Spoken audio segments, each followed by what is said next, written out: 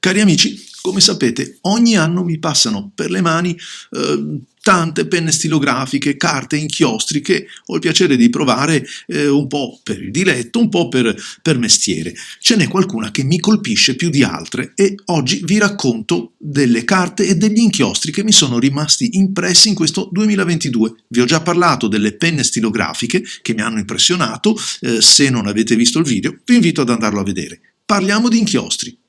Innanzitutto Ackerman. Ho avuto la possibilità, grazie al regalo di un'amica, di scoprire questi inchiostri che non avevo mai, lo ammetto, mai acquistato perché mi rompeva un po' le scatole andare alla cieca e con tutte le spese che purtroppo dall'Olanda ci troviamo col trasporto anche per una singola boccetta.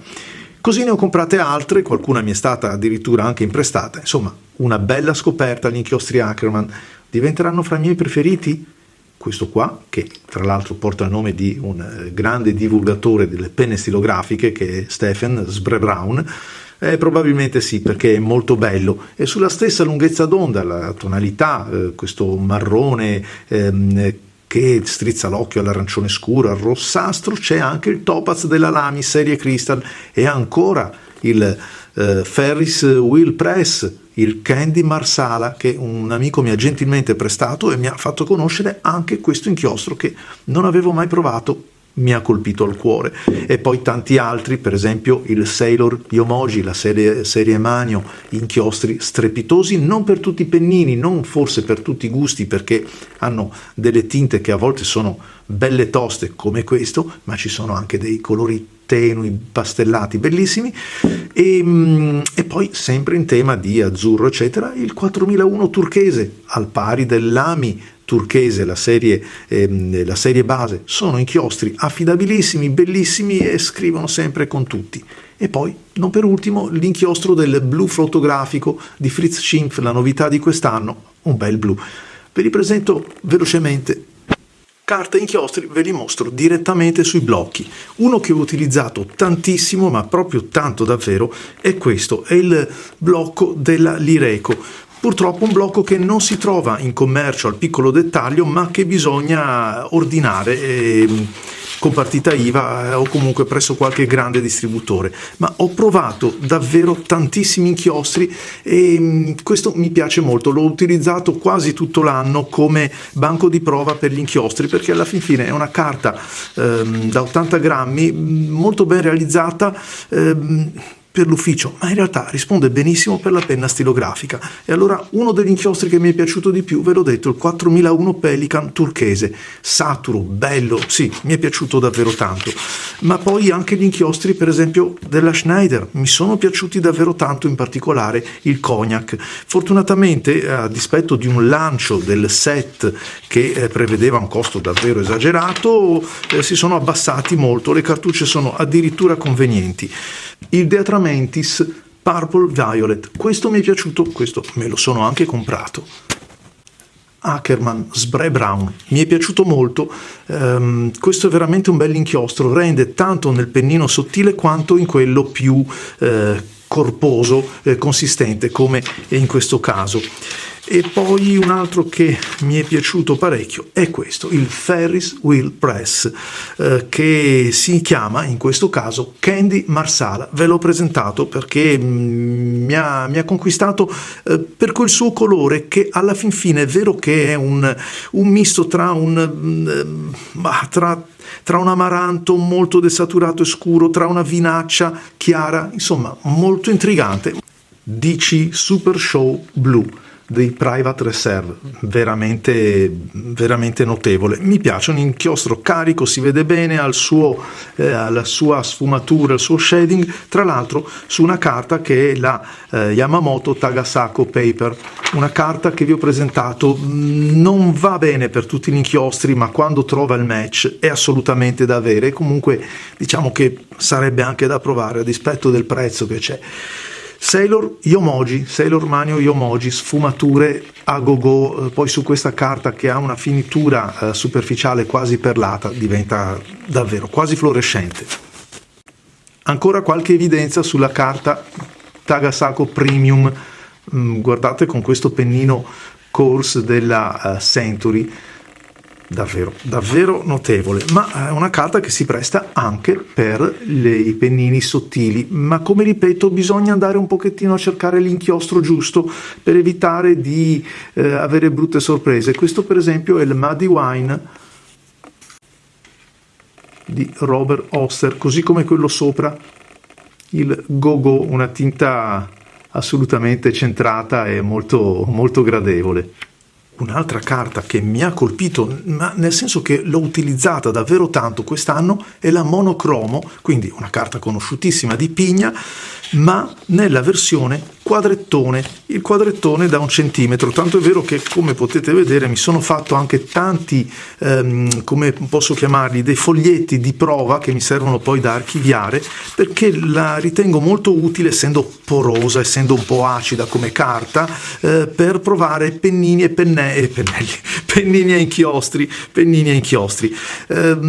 È chiaro che diventa una carta marker in quanto mi consente di fare il saldo fra una carta molto liscia, molto levigata ed una carta come questa che, ripeto, è una monocromo, la quale si presta molto bene anche, guardate, per qualche piccolo esercizio di grafia posata, quindi anche con i pennini quelli un pochettino più flessibili. Vabbè, questo qua è un magnifico calligrafi di Montblanc, ma anche con pennini più rigidi. Insomma, una carta che mi ha sorpreso e che però purtroppo non riesco a trovare facilmente, perché come sapete Pigna, come tanti altri produttori, produce dei lotti, ma non sono proprio tutti uguali. Guardate anche con i pennini, quelli più larghi, come si comporta altrettanto bene senza produrre spiumaggi oppure diffusioni anomale. Molto valida, mi è piaciuta molto. E poi, che dire, Midori, le carte Midori, che sia quella liscia puntinata, che sia quella in fibra cotone, che sia questa che è un po' una mezza via, sono carte di altissima qualità. Come una carta di altissima qualità è la Nebula di Colorverse, ma che abbiamo imparato ormai a sapere, ve l'ho già presentata, che non è altro che la Tomoe River nella prima maniera. E a proposito di carte giapponesi di elevata qualità, ecco qui la carta Yamama. Anche questa ve l'ho già presentata in un video. Elegante questo quadernetto cucito sul dorso, la carta di assoluta qualità, e si presta un po' con tutti i pennini. L'ho un po' strapazzata qui nelle prime pagine per metterla alla prova, ma questo è quello che uso, insomma, proprio come banco di prova. Un'altra carta che mi ha colpito, e non so se diventerà la mia favorita o entrerà nella top 5, è la Crown Mill Vellum Paper, una carta che ho provato tutto sommato recentemente, da qualche mese, e che ha una struttura e una fibra che ricorda un pochettino quello che doveva essere il vellum, non peraltro così si chiama. Sì, davvero molto particolare, si lascia piegare, si lascia arrotolare come fosse davvero una carta antica, di quelle fatte per l'appunto col vello.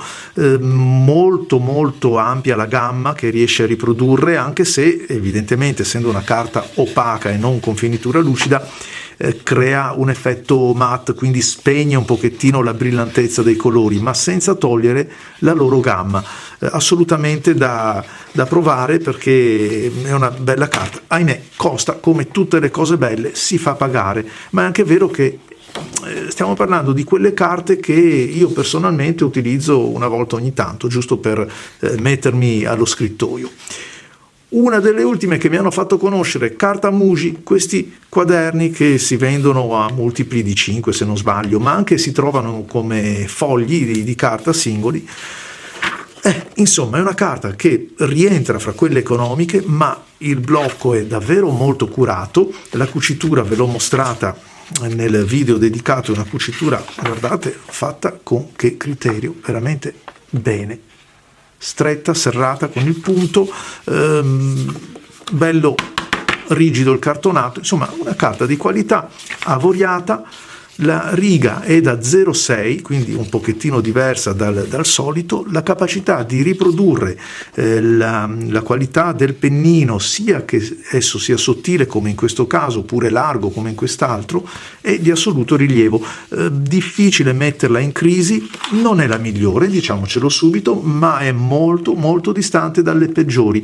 Per me è una carta che assolutamente mi sento di consigliare, ringrazio anzi chi me l'ha fatta conoscere, perché guardate, la riproduzione dei colori è davvero notevole, non ci sono sbavature, quindi bella, assolutamente. Mi ha colpito Arctic Blast della collezione Inkvent 2022, una tinta centrata secondo i miei gusti, e poi il Mont Blanc Hommage ai fratelli Grimm, un inchiostro ricco di sfumature che ben si comporta tanto coi pennini sottili quanto con quelli più fini, assolutamente promosso. E poi Ackerman Spray Brown, un marrone arancione rossiccio, rientra fra le mie tonalità preferite, ma questo è anche ricco di sfumature ed è cangiante a seconda delle carte sulle quali lo impieghiamo, quindi davvero, davvero consigliato. Simile ma diverso per altri aspetti Noce Moscata di Leonardo, Officina Italiana, anche questo con una formulazione un po' diversa dal precedente, sa rendere su pennini soprattutto quelli un pochettino più sottili. E poi Octopus, ve l'ho già presentato recentemente in un video, questo verde profondo, un verde anche qui che subisce parecchio l'influenza del pennino, molto scorrevole ed anche insomma molto bello, molto piacevole per quello che l'ho utilizzato e poi con riscontro visivo. Il Kaweco Ruby Red, la tavolozza Kaweco non è poi così varia, sono tinte tutto sommato riconducibili a quelle primarie, però sono belle, sono ricche, questo è uno di quelli che mi ha colpito. E poi, grazie a chi mi ha fatto conoscere il Candy Marsala della Ferry Wheel Press, davvero notevole, molto, come posso dire, scorrevole ma anche saturo, insomma un bel inchiostro che accontenta un po' tutti i pennini. Riusciranno ad entrare nella mia top 10, nei miei favoriti in assoluto? Beh, lo scopriremo un pochettino più avanti, quando stilerò la classifica. Per il momento, grazie a tutti e se non l'avete visto, andate a vedere le stilografiche che mi hanno colpito nel 2022. Ciao a tutti!